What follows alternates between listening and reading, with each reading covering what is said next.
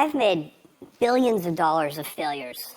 If so, how do I build DEI into that? Billions of dollars of failures. In the television and film business, we have a green light process where we put up a title and decide whether or not we're going to make that show or that film. Billions of dollars of failures. You know, watching Amazon turn Tolkien's masterpiece into Rings of Power was pretty much like watching a chimp at a Hollywood zoo throw its poo at the fans. But you have not seen what I've seen. I have seen my share. You have not seen what I have seen. I have seen my share. You have not seen what I have seen. This thing is garbage. Season 1 was messy, embarrassing, and made everyone feel so dirty that even the actors that Prime paid to pimp Rings tuned out. Very excited after watching that. It was like I was trying, but every time I was like, okay, take a breath, something new would happen, and it was because there's still so much. I've seen a lot of talking about my girl Galadriel. Yeah, I love Galadriel. Galadriel, like. Which is better, House of the Dragon or Rings of Power? Well, I haven't watched Rings of Power yet because I'm going to binge it. And House of the Dragon started first, so I was already taken, so I don't know. But so far, House of the Dragon's really good, so. Now Amazon's back, teasing season 2. Another 8 episodes by the showrunners that graduated from J.J. Abrams' Cinematic School for Sloppy Seconds. The detail that the craftsmen put in there is incredible. You absolutely get lost when you're here. We kind of touched on it and teased on it in season 1. This time you will see us in all our glory. I gotta tell you, we're gonna have a lot of fun sharing some real love and facts from Middle-earth and watching trailers get ratioed, episodes get roasted, and Warner Brothers lineup torch rings in the ratings. You know, in life, you have to put one boot in front of the other. But sometimes you got to put that boot up someone's ass. Amazon's aching for it. We're going to give it to them for the Fellowship and for Tolkien.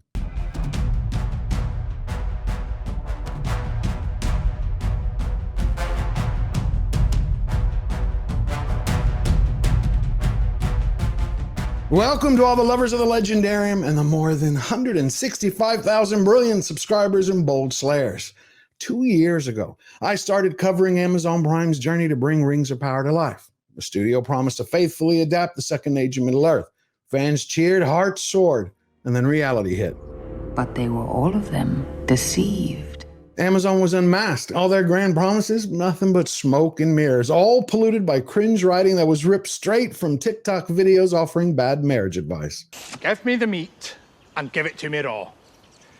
That's the level that Rings showrunners J.D. Payne and Patrick McKay operated at when they arrogantly bragged to Vanity Fair that they were going to write the novel Tolkien never wrote. Talk about missing the point. It's like they said they were going to honor the Mona Lisa by repainting her as a bearded man in drag. Cannot be whatever you like. There are rules to this shit.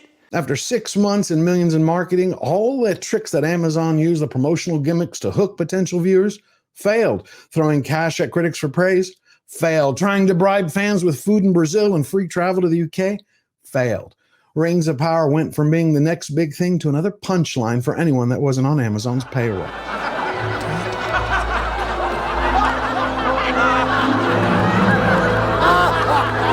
See, Amazon doesn't want to honor Tolkien. They want to turn him into a new mascot for 2-day free shipping. Don't ask questions. Just consume product and then get excited for next product. Don't ask questions. Just consume product and then get excited. Prime has been obsessed with duplicating Peter Jackson's financial success with his Lord of the Rings trilogy, except they didn't want to follow his rules. Well, we didn't want to put any of our own, certainly in terms of the thematic material, we didn't want to put any of our own baggage. I mean, we had no interest in putting our messages into this movie, but we thought that we should honor Tolkien by putting his messages into it. Jackson reserved his personal politics for his private life. He captured the soul of the books in every frame, hired A-list talent to transport audiences to Middle-earth, and then choreographed epic battles like Helm's Deep to leave us all breathless.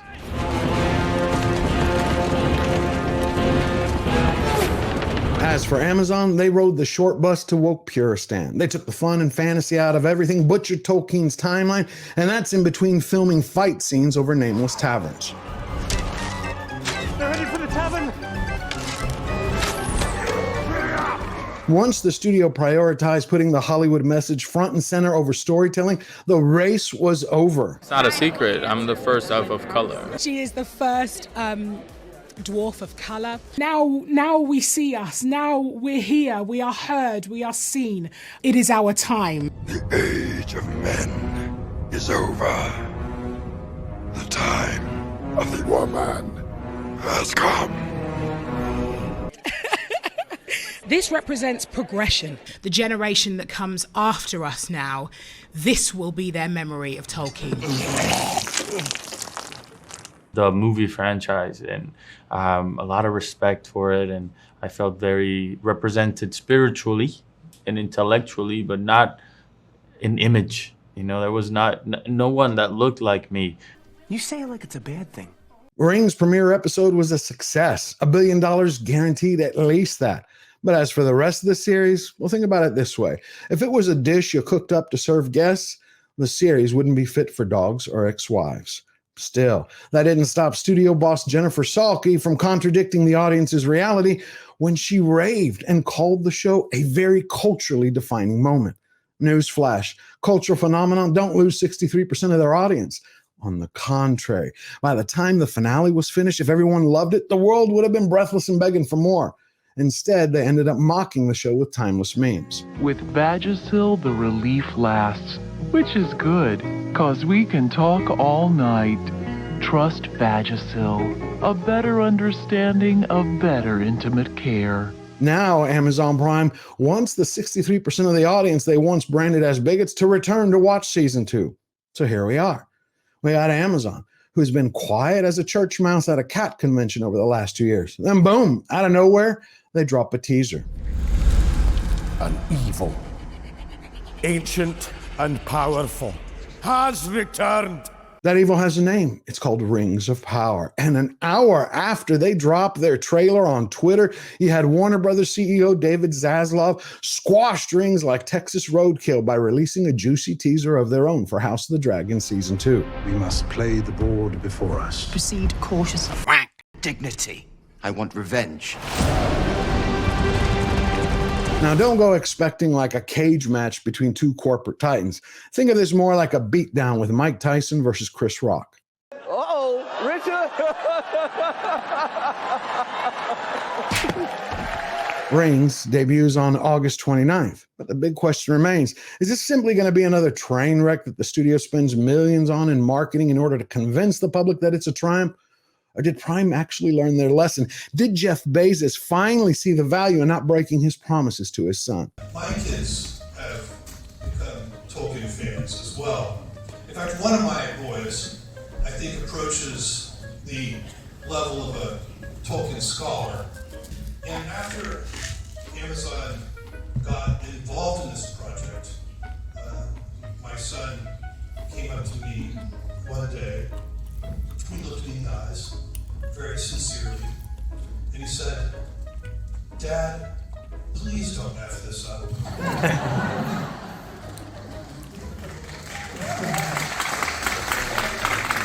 Two things are certain.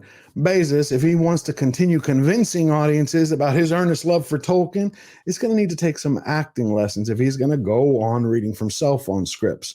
As for Amazon, they didn't learn a thing. They didn't listen to the fans. They gave him a giant middle finger. I think he has been here. Prime doubled down on the bad. They kept the same 22 producers that made season 1 fail and brought back the same therapist to comfort the cast anytime they had to deal with online fans. It's a privilege to go into a job and not have to pioneer, but I don't have that privilege. I get exhausted by it. But I do also have a therapist that I've been working with as well that we could go and speak to, and she also will be around. And myself and the other cast members, Sofia Nombete and other cast members that were going through the racist backlash, we were exhausted wading through all of this. The production cut the budget to the bone so badly that Tolkien's immortal Celebrimbor, the master smith who in the show, had to be taught about alloys if they actually existed, is still played by the very same old man in the very same old green robes he raided from a thrift store. But it gets better than that. Amazon's discount Dark Lord McSarin returns, but this time he's rocking a hand-me-down wig, playing Anatar, the Lord of Hairpluck. The second season, it really feels like the gloves come off. You bet. Amazon took the gloves off for one reason, so they could get their hands dirty, butchering more of Tolkien's beloved characters. Take a look. Just a couple of days ago, the studio announced that they were going to now have Tom Bombadil be in this season, the mysterious character that the professor created who's been around since the dawn of time, that both Ralph Bakshi and Peter Jackson knew better than to include in their shows. There's a reason for that, but we're going to have to create a whole other video to go into the details. After that, Amazon spent an entire year securing the rights to all 5 wizards. Now Amazon Prime can film the Istari exactly as they are from the book, so they can pull them out of time and turn them into the village people wearing pointy hats and spiky dog collars. On top of that, this season's 8 episodes are all shot by an all-female crew of directors, but it's not based on their merit, talent, or skill, or if they have any experience filming fantasy or know absolutely anything about Tolkien's Middle-earth. No, sir. It's simply about the fact that they want to look good for the didn't earn it policies of Amazon's DEI department. If so, how do I build DEI into that? In the television and film business, we have a green light process where we put up a title and decide whether or not we're going to make that show or that film. If we say yes to this project, what will it do to the numbers? Is it going to help women of color writers or hurt women directors? Is it going to help in certain areas or hurt in others? What the hell are you talking about? Outside those changes, Prime rounded out their cast of diversity dartboard champions by hiring an actress to play another canon-breaking character of an Asian elf. Well, not to worry. She'll probably be spending most of her time off-screen competing against the Matrix elf for who can score the most victim points in the press. Season 2 made a lot of big promises. First, we're going to have the return of the stranger, or as we all call him, not Gandalf, spending another 8 hours shouting into the wind.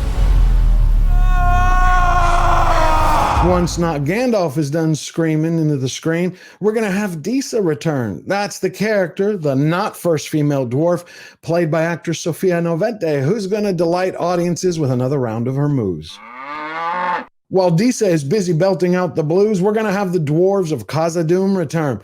And this time, they're going to turn into Breaking Bad's Walter White. That's right, they're going to be cooking up mithril like it's meth, boiling down that magical metal into a healing salve to help solve the elves with their little immortality problem.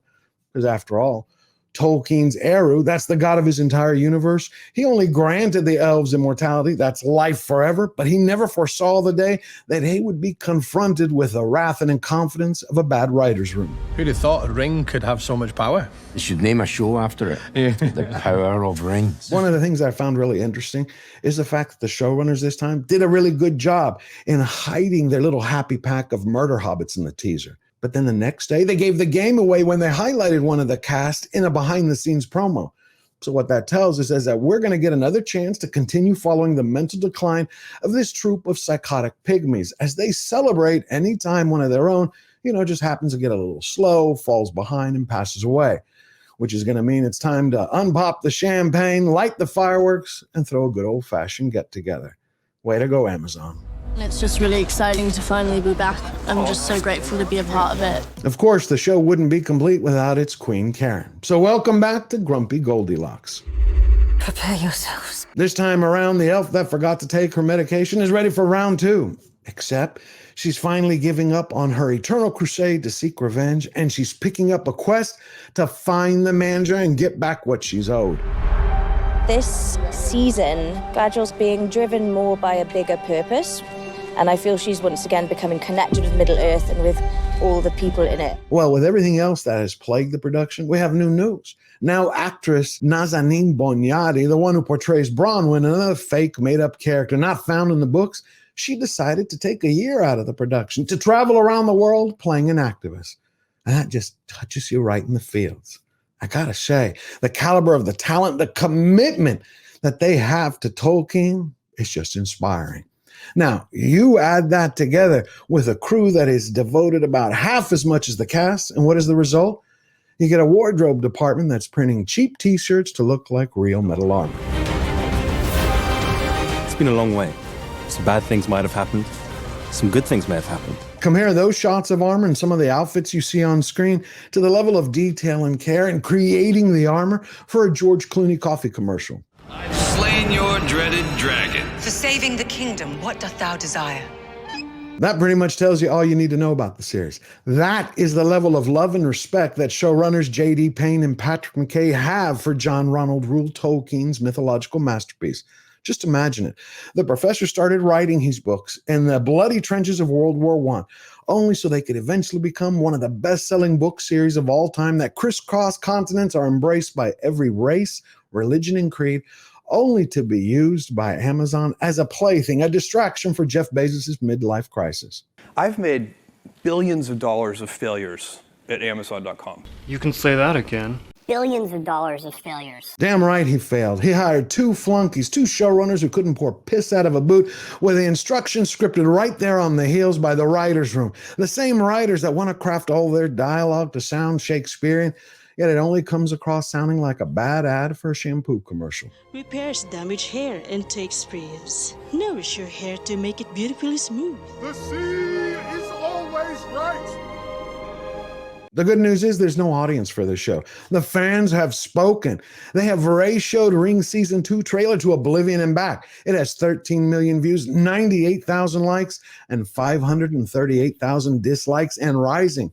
Warner Brothers is going to eat Amazon's lunch with House of the Dragon Season 2. And they're not going to even have to do any of the heavy lifting. The Fellowship and the show is going to do it all on its own. Plus the fact that you have Warner Brothers line above the animated slugfest War of the Rohirrim, its trailers coming out at a European film festival in a couple of weeks, which we'll cover. Following that, you have Peter Jackson and Andy Serkis and Fran Walsh's The Hunt for Gollum. I know a lot of people are leery about it, but there's new news. Now we have Viggo Mortensen and Ian McKellen are in talks today to return to playing Aragorn and Gandalf. The real one, not the fake one in Rings of Power. To say it plainly, Rings is Goose is cooked, because Amazon Prime Rings of Recycled Fantasy is a show where everyone plays pretend.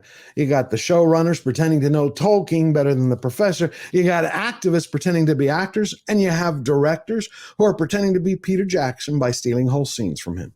Amazon once again wants to transform disrespect into dollars and publicly call it love. But the Fellowship is going to hold their feet to the fire. So one more time, we sound the horns.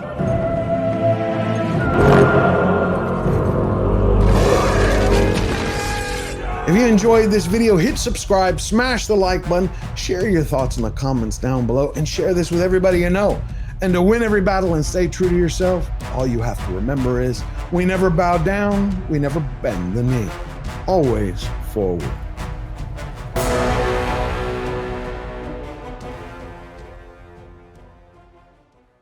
Billions of dollars of failures. Are you acquainted with the work of Lord Celebrimbor?